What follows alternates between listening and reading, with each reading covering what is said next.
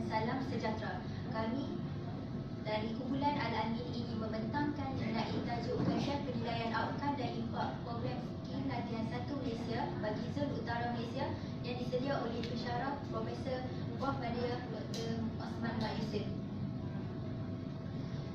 Terlebih dahulu, saya perkenalkan senarai ahli kumpulan Al-Amin dan seperti yang dipaparkan.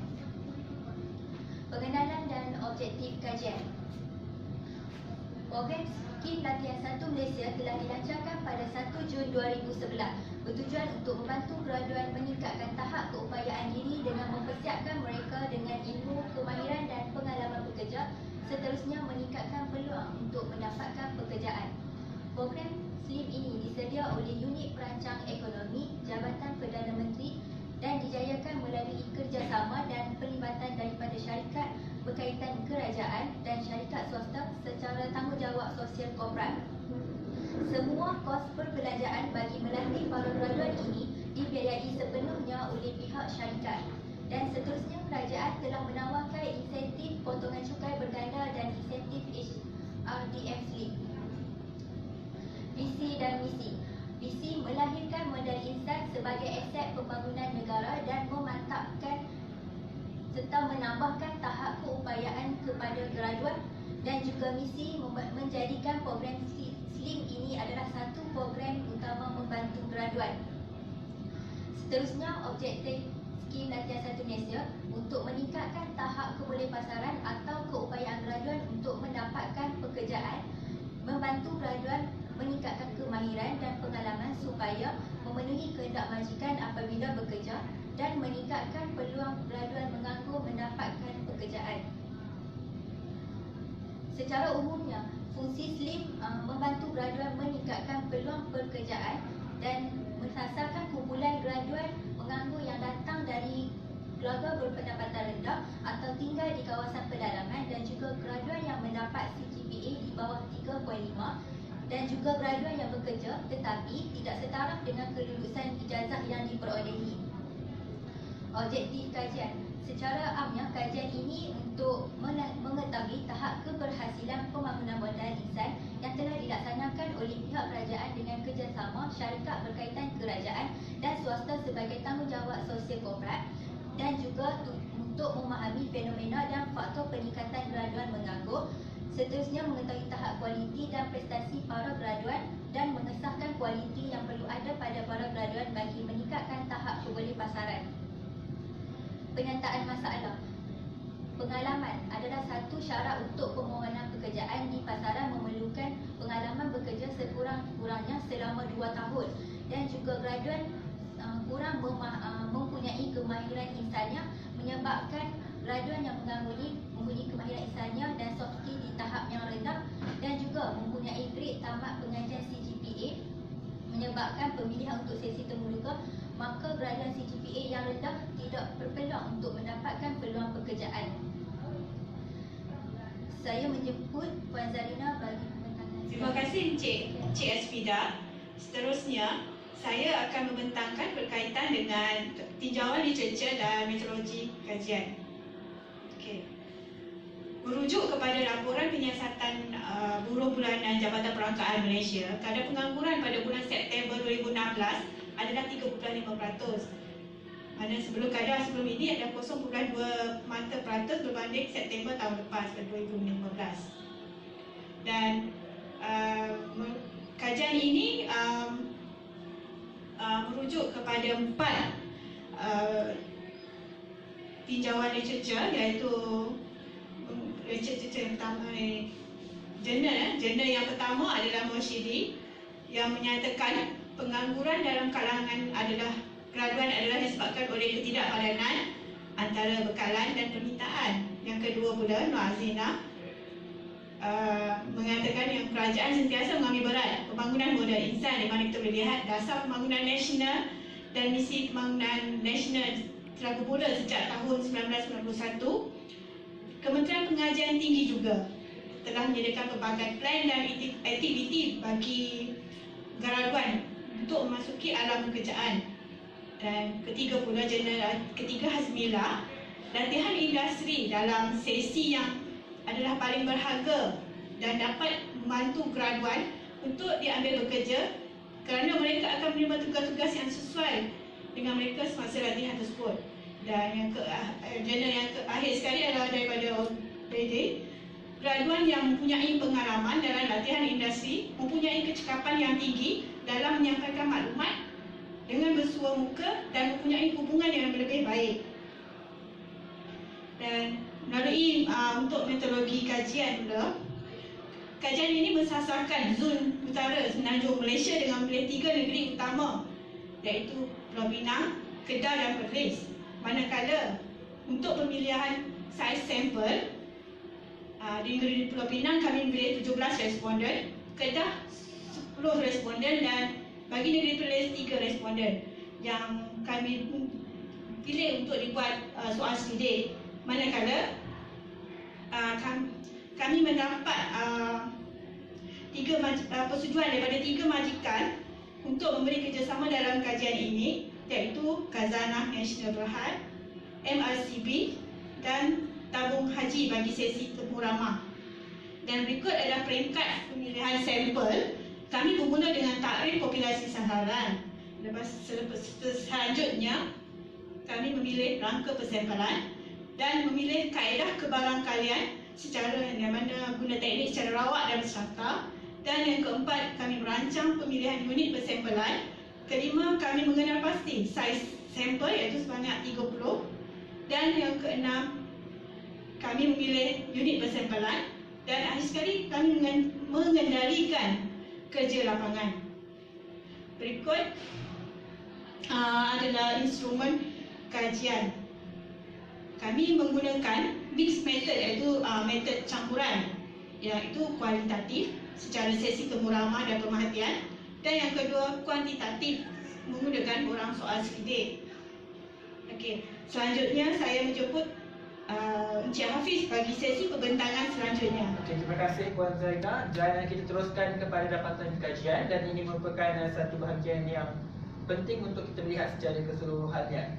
Baik, kita lihat kepada jumlah responden yang kami kaji yang telah pun menjadi slip. Dan seperti dimaklumkan, 3 negeri utama di utara Semenanjung Malaysia iaitu Pulau Pinang, Kedah dan juga Perlis. Dan kalau kita melihat kepada carta di bawah, Pulau Pinang mencatatkan responden yang paling ramai, diikuti Kedah dan juga Perlis. Seperti angka yang darjah 2, kita melihat Pulau Pinang perempuan seramai 10 orang, lelaki seramai 7 orang, dan jumlah yang berkurangan juga dicatatkan di Kedah dan di Perlis seperti yang tertera di jadual. Dan terusnya kita lihat kepada GPA selepas saja tamat pengajian di universiti masing-masing. Dan kita dapat melihat bahawa peratusan yang tinggi bermula daripada CGPA 3.0 dan ke atas.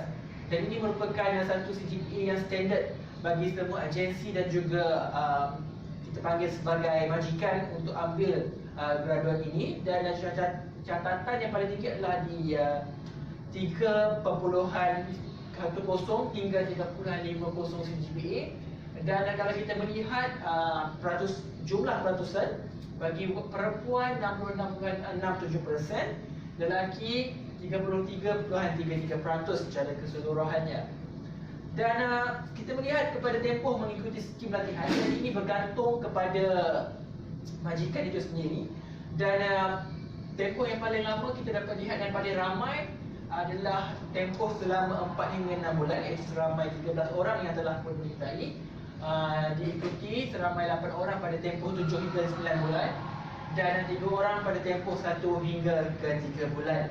Dan kita terus melihat kepada tahap kemahiran sebelum dan selepas mereka ini menyertai SLIM.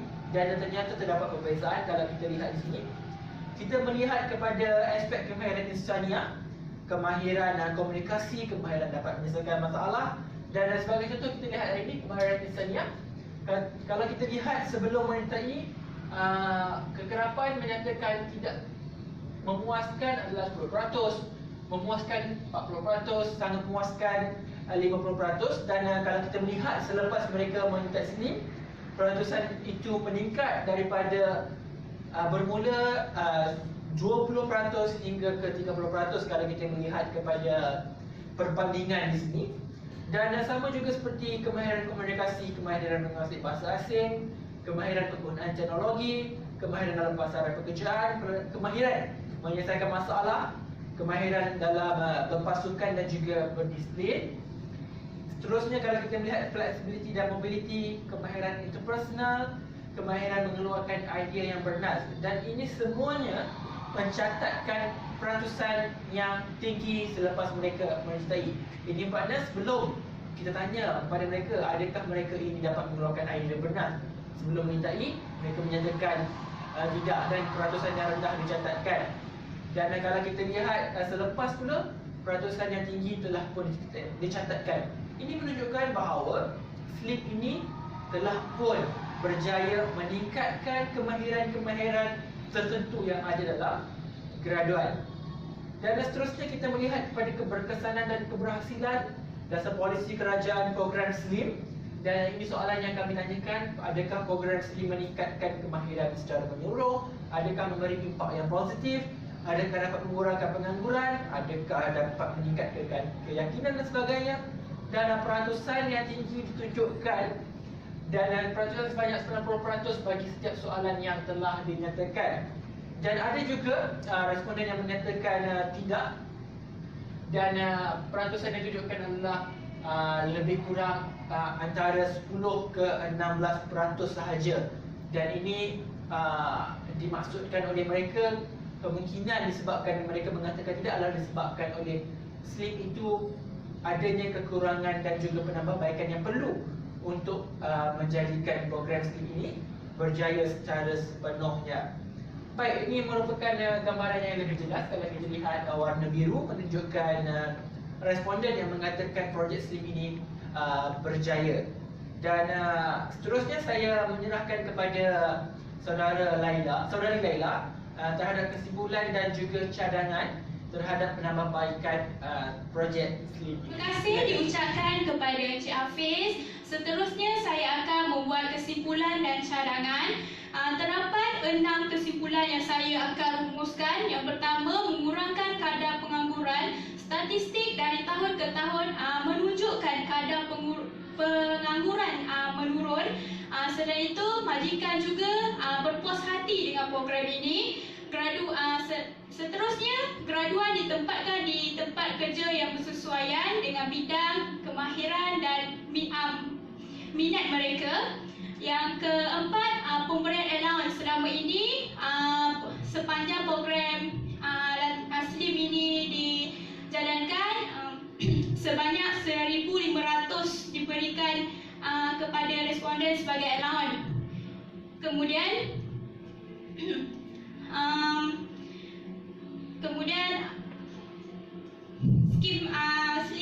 SLIM juga memberi pengalaman dan kemahiran bagi memenuhi kehendak pasaran. Misalnya kemahiran insaniah yang diterangkan sebelum ini.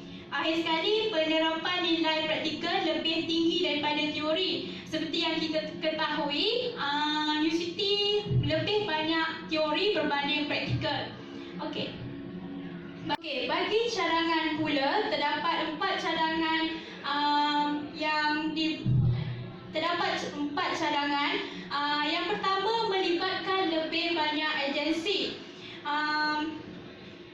dan syarikat besar. Penglibatan syarikat swasta diperbanyakkan dalam program SLIM. Yang kedua, pemberian allowance yang berpatutan. Hal ini disebabkan kos sara hidup yang semakin tinggi, terutamanya di kawasan bandar. Yang ketiga, tempoh praktikal yang lebih lama. Seperti sedia maklum, tempoh praktikal sekarang adalah minimum selama 6 bulan dan maksimum adalah setahun. Dan tempoh praktikal yang dicadangkan selepas ini adalah selama 2 tahun. Dan yang keempat, periklanan yang berkesan. Periklanan ini boleh dilakukan melalui media perdana seperti TV, radio dan sebagainya, kerana tak semua graduan atau masyarakat awam tahu berkaitan dengan program ini, terutamanya di kawasan luar bandar. Dengan harapannya cadangan ini dapat mencapai matlamat yang yang telah ditetapkan. Sekian, terima kasih.